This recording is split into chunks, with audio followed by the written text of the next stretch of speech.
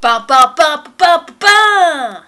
Hello ladies and gentlemen, and welcome to VEDA day number 14. So today I'm going to jump back to day number 10, where the topic was talk about a charity that you support or a topic that you feel passionate about. Because I actually have the time and the energy to talk about this sort of thing and give it the attention it deserves. So the thing I wanted to talk to you about, the topic that I'm passionate about, has actually come to the forefront in Australian politics at the moment, and that is marriage equality. The story about marriage equality in Australia goes back to the year 2004, where our Prime Minister at the time, John Howard, saw it as his responsibility to change the Marriage Act. It was just something that he decided that he was going to do one afternoon, just amend the act like that. So all of a sudden, Australia had this really biased and discriminatory definition of marriage in their laws. Marriage means the union of a man and a woman to the exclusion of all others,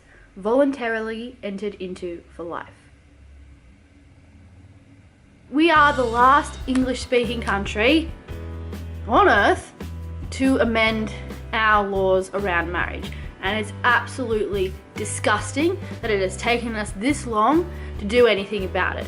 We have been pushing for years and years and years to get this thing changed, and what happened the other day was that our current government, our current Liberal government, doesn't mean the same thing as it means in America. Totally different meaning, totally different sort of views. Think about the Conservative is what they are. Got together and had a meeting about it, and all they had to do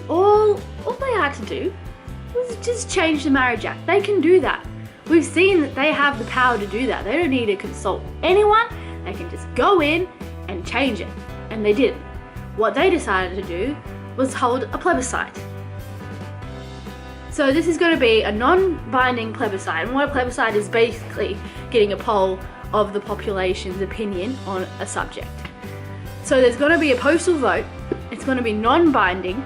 It's pretty much just an opinion poll to gauge whether the idea of marriage equality is popular in the Australian population. And of course it is. The stats at the moment say something about 70% of Australians are in favour of marriage equality. I think it might be higher than that, but the last one that I read was 70%. So I can't understand why this plebiscite needs to happen, because if all you're gauging is popularity for a certain viewpoint, then the popularity is already there. Honestly, I can't see how it's doing any good. It's not protecting anyone. If anything, it's just alienating an entire subsection of our population. It's discrimination. I know we've got problems because there's lots of issues with Aboriginal people in this country and the way that they are treated. I think Australia is just not a great place for people being treated right by the government in particular, not by its citizens. Everyone is willing to do something for someone else and go that extra mile. We're caring, we're loving people. There's no discrimination, there's no hate, there's no racism, there's nothing like that. We want what's best for everyone. But our government, the government that we have in place at the moment, is just the opposite of that, and it's terrible. It's absolutely disgusting. I can't believe it's come to this. Like, why couldn't they just do their job and make it a law that everyone, you know, black, white, man, woman, woman, woman, man, man, whatever, could get married? If this is the way that they are making us get that law changed, then we're going to do everything in our power to make sure it gets changed. I think they think that because it's going to be a postal vote that's non-binding, people aren't going to take it seriously. But trust me, everyone who cares about this subject, everyone who cares about marriage equality is taking it as seriously as they can.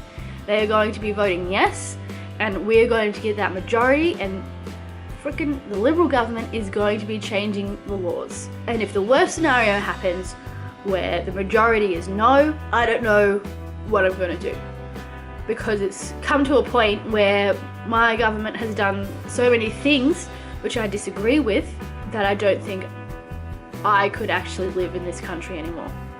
I think it's gotten to the point where I'm actually considering moving away, because this doesn't bring me pride. I want to be a proud Australian, and I want to, you know, represent my country and say, you know, what a great place it is to live, you know, what freedoms we have. But when